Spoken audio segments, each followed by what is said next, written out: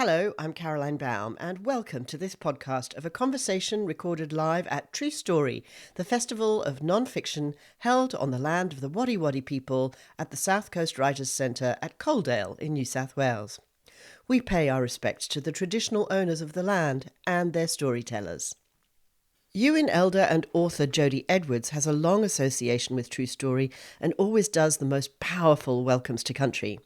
At this session, she shared some of the stories and new research she's undertaken into the relationships between us and the whales that travel along the south coast every year as they migrate to give birth.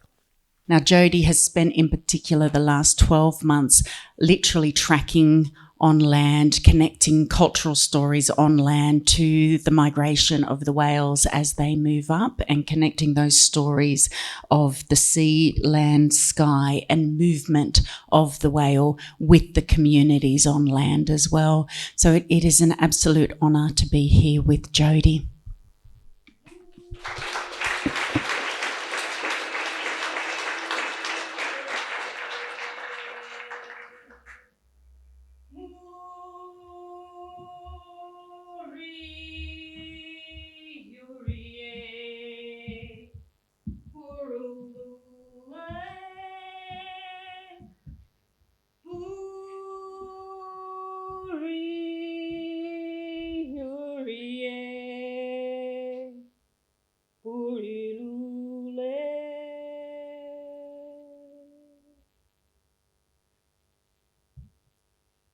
Good afternoon. Before I sit down and have a yarn with Lily, I want to take you on a little bit of a journey that I've been on for a lifetime. You see, I am a dolphin. And I know I'm a dolphin because in embryo, we both have a caudal tail. I lost mine. Wish I didn't. And the other reason I know that I'm a dolphin is because we have the same subcordial fat around our body and around our organs. But more importantly, I know I'm a dolphin and I'm a whale because it's etched in our stories. It's scarred in the rocks on our grandmother mountain, the mother mountain, Gulagar.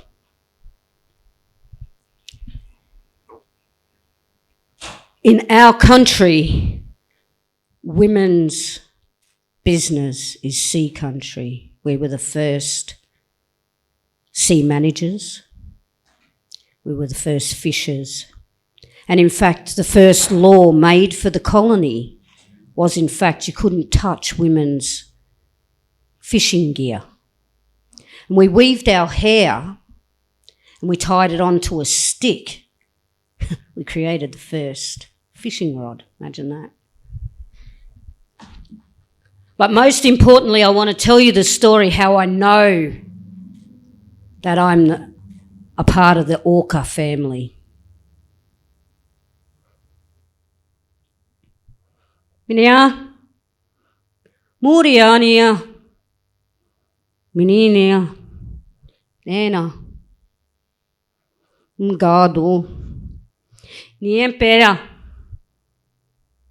You see, a long, long time ago, my ancestors used to sit on top of the headlands and sing to the dolphins. And they'd sing beautifully to the dolphins, and the dolphins would drive the fish in. And the women, as good sea managers, would direct the men where to go to collect the fish. And as they sat there looking out over the ocean, they noticed there were no people in the sea. There were no law people. And so they asked Dharawal if they could go into the sea to be the law people. Imagine in a time when the escarpment was full of rock and cedar trees we stripped to make canoes, and the bark we soaked in to stop the aches and the pains in our joints. No law people in the sea. Plenty on land. You see, those cedars, they were not only sacred, they were noble, and they held our stories, but none for the sea. And so Muriel and Dharawal, they granted the wish for the women to go into the sea. And so when we die, we go back into the sea to become the law peoples of the sea. We don't just get to go there, though. We have rules about how we go there. You see, we're not allowed to ever forget about the people on the land. And we've always got to make sure if we take something from country, we give back to country. And we never, ever, ever disrespect the mother. And so the women in my country went into the sea and they become the orcas. And I hear you ask, how does she know it was the orcas? Well, we know it was the orcas because they're matriarchal, and we know our culture in the Dharawal and Yuin nations is matriarchal because of the 13 wives of the 13 tribes of Bandula. Again, edged in artwork in the escarpment. We know the sea was created by the women of the Yuin nation, the 7 sisters of Gurunuba, when they started to cry. And so we know we're matriarchal because of this. But it's not just our matriarchal lineage. You see, the orca has the same arms as us in their bone structure. They have a maramal, they have phalanges, just like us. You even have a bit of an elbow happening there. I don't think they use it to drink like we do, but they use it for all sorts of things. And how else do we know that we're an orca? Well, we're both black and a little bit white. You know? No, I won't show you. Most importantly, we both go through menopause. Yeah, I don't think they buy a juiced up Harley Davidson like I did, but anyway. They might have a juiced up seahorse. But we both go through menopause. And you cannot be the leader of the pod until you have done that. You see, we all know when you're 15 and you think you know the world, you know, hands up, you all got teenagers, had teenagers, they know everything. Till they get to 55, then they realise maybe I don't. Same in the orca kingdom. And because they're matriarchal, they spoil their sons, yeah? And they're allowed to live at home as long as they want, until whenever they want. I mean, 27, still at home, still got a kid at home, yeah? You know. So all these things. But most of all, they get to have a say in who the son's girlfriend's going to be. Hands up if you like that one. Nope, sorry, mate, she no good. Drive her off. We've all stood at home at one time or another and thought, I wonder how long this one's going to last. Not long, I hope.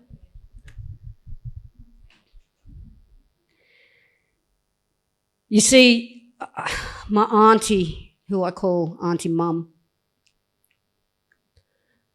my dad's sister, sat me on the banks of Bateman's Bay of our Walbunja country to connect me to country, to tell me how I was a dolphin and how I was a whale. Took me a long time to realise that I was a dolphin, maybe a little bit too long. But I always knew I was a whale. And it suddenly dawned on me, other people don't know that. And so I started to research a little bit more, and I found out about this science that existed, and that some of these scientists didn't know what I knew. And they questioned me, well, how do you know that? I've never read that. I've never seen that. This person's never wrote about that. It's not in any journal I've seen. I said, oh, no. It's etched in the escarpment. It comes from those stars. You know, it's connected through the sea eagle. He teaches us to look from above, to change things, to change our perspective. And we have a symbiotic relationship with the whale. We always have. Oh, I don't know, he said. Don't know. So I suddenly realised that I had to convince marine scientists about our science, about our cultural science. And so I set out on a bit of a journey. I started in South Australia. And this beautiful, beautiful, beautiful, beautiful rainbow touched the water. And as it laid on the water, I said to the old Uncle Shane that came with me, hey, Uncle, look at that rainbow there touching the water. He said, you need to go and talk to Uncle Dennis. That's a special rainbow for you. So off I went and talked to Uncle Dennis. And when I got to Uncle Dennis, I said, Uncle Dennis, I've seen this rainbow. He said, that's Konduli's rainbow. I said, oh, Konduli, I don't think I know Konduli. And he said, oh, Konduli, your cousin. He the southern whale. And I said, oh, yeah. And I said to the scientist, oh, Konduli's the word we use for the southern whale. He said, it's the southern right whale. So if I leave you one thing here today, I'll leave you this. We're changing its name. Because it's only called the southern right whale because it was the right whale to hunt. 2 names we're going to change, the orca to the orca, and the southern right whale to the southern whale. Because when I went to Eden, they had the killer whale museum, the killer whale cafe, the killer whale. When I went into the museum, I said, oh, you know that the orca was not the killer. Well, that little old lady behind the counter, I think she was chair of the CWA, she nearly come across me with her knitting needle and crochet stick. Yes, it is. That's what it's called. It's a killer whale. You don't know what you're talking about. I said, oh. You know, it's the people that were the killers. And she thought about that for a minute. And she said, are you going into this museum or not? And I said, or not. But I'll leave you with those 2 little thoughts and I'll sit down because we're on a tight schedule. Yep. I'm doing the holding the microphone signal.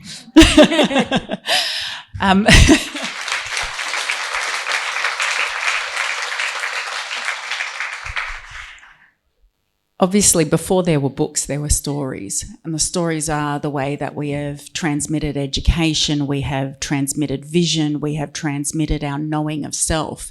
And to dig into those stories to become who you really are is a big process. How has that process unfolded in this year of migrating with the whales while you're on land and they're out to sea moving? How has the language and the connection and the story help you to own yourself in the face of this layer of Western science and books and that digging into truly trusting your own knowledge? I think for me, I started to realise that we have a library that nobody knows how to use except our people. And maybe that's on us, I don't know.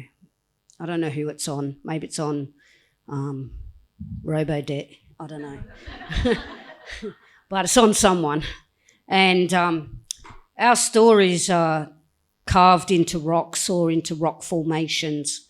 And we have, as I travelled along the coastlines, I had people from different countries saying, "Oh, thank God you're here." And I was like, "Oh, where's that blue door? I've got to go through it." And I realised that our people have been wanting to share the stories, but they just were a little bit scared.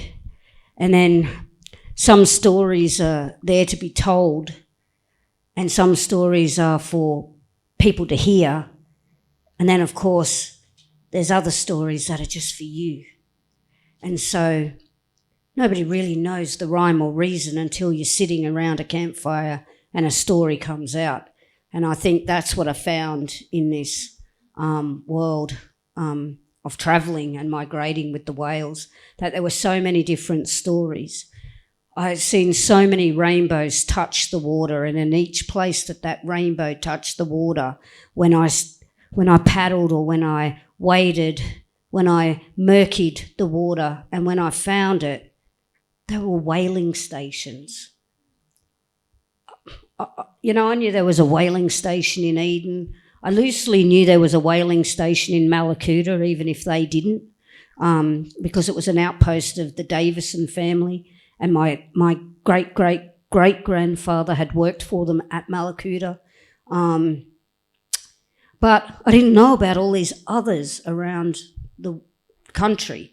And so when I started to unravel that story, I realised that they weren't whaling stations. They were whale massacre sites. And our whales were massacred almost to extinction. And so I think I wanted to bring back the story of not only the symbiotic relationship that we have, and the stories that we have about our whales, but I wanted to connect the science to it. And so the only way I could do that was to go in through the university and use the mechanisms that they had put into place to validate their science, not ours. Yeah, awesome. We have almost 7 minutes left of this session, and we have very gratefully sat here and listened, and you have spoken about that opportunity of listening for a story to come up and be present, and we have had that huge opportunity here with you and your sharing. I would like to ask if anyone has any questions that or anything they would like to ask of Jodi in relation to her science and research and this travel of the past year. You have 5 minutes. Get your hand up now. Excellent. Yes. Beautiful. Symbiosis, us and the whales. Yeah.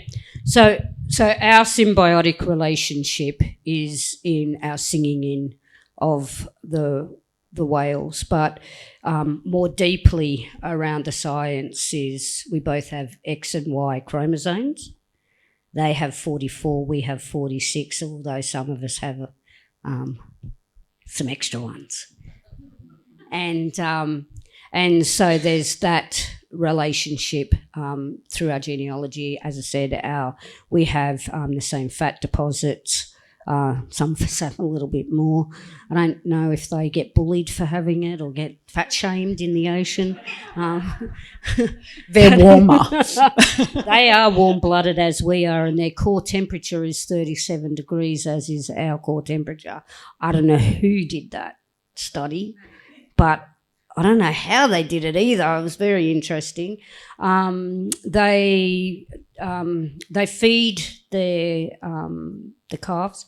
They sing. They sing and they sing to their babies in the womb. And that's how the babies know their name when they come out. Dolphins are midwives, and their role is they are predominantly on country, and whales migrate. And so a dolphin usually welcomes the whales onto country. A dolphin will circle around the whale while they're birthing to ensure that it is safe. And I probably can say it here. Humpback whales are LGBTQI, most certainly. They mate with a male, and then the males go off with all their male friends out into the deeper ocean and play around like Caligula once did. And there's hopefully no kids in the room. And the females stay together, and they birth, and when the female finishes birthing, the other one will come in and help look after it, and often help feed it, so feed the baby. So, yeah, there's a lot of these relationships that we have with our... We both whistle, we both click. Yeah. You were talking earlier about the songs and vision. Can you speak to everyone else? Because that was what I heard, and I'd love you all to hear it as well. So yesterday, when I forget that man's name, sorry if you're in the audience, he was talking about his book about the rock anthems, and he said, the rock anthems are at a certain speed, 120 beats per minute, and that helps us feel, and because we feel the beat, we have a connection with it. So it works a little bit different for us. We have songs that tell a story, and that story helps us see. And that's how we connect to it. So our song lines and our story lines are interconnected, and they help us see what the rule or what the law, LAW or LORE, is. And so just a little bit of a difference between that. I love that shift in how to perceive the description of what we're listening to as well. 3 minutes and a hand up at the back. Hi, Jodi. That's so interesting. We just watched the whales at lunchtime down from the beach. Can you maybe talk a little bit about their actions? So we watched them rising up and then falling on their back. Are you able to describe some of the activities they do in the water and what they mean quickly? 3 minutes. Have you ever had an overactive child? They're playing. There's different movements, obviously, for different reasons. So humpback whales, they have a number of movements. They bubble net. So when we're talking about that symbiosis, they have two nostrils just like us, and they blow snot out of theirs as well, not that beautiful spray that you think you... So when you get that beautiful spray on you, they actually just snot it on you. So that's pretty cool. But different movements are different things. So they bubble net, the humpbacks bubble net. That's predominantly what you see along the coast here. And what they're doing is they're actually blowing bubbles out of their nose. They're creating a vortex, and inside of the vortex are the little fish that they want to eat. So they create that, and then they come up with their mouth open and shoot out over the water So that's one of the reasons. Another reason can be they're teaching the juveniles how to breach, how to come out of the water, how to play, how to jump. When you see their tails straight up in the air, they're usually deep diving because they actually have a role. Whales actually have a really important role. Their role is to deep dive and bring some of that colder water up to the top. And they're not deep diving as much, which means a lot of the warmer water is still on the surface. And so we need to get them back deep diving. That other symbiosis is they have lungs. If they deep dive too fast, too long, they actually give themselves the bends, just like us. But I don't think we rush and put them in a chamber. But there's all different reasons why they breach. Up on the Gold Coast, who likes the Gold Coast? Of course. No. If I was in Queensland, everyone would have put their hand up. So it's good that you don't like the Gold Coast, because on the Gold Coast, what they actually do on the Gold Coast, they come up out of the water, they come down and they slide along the sand on their belly and they get all the skin off, they exfoliate. Then they turn around and they put their arm, I call it their arm, they put their fin out and they go all along up their side and they come around like in a big figure eight and they do it on the other side and then they go on their back and then they any of the skin that they didn't get off, the little trevally come along and eat it. So if you like trevally, guess you like whales, right? Excellent. And I think I know how we'll all be exfoliating from this day on now. We'll be down in those rock pools giving ourselves a go, I think. Thank you, Jodi, very much for sharing your knowledge.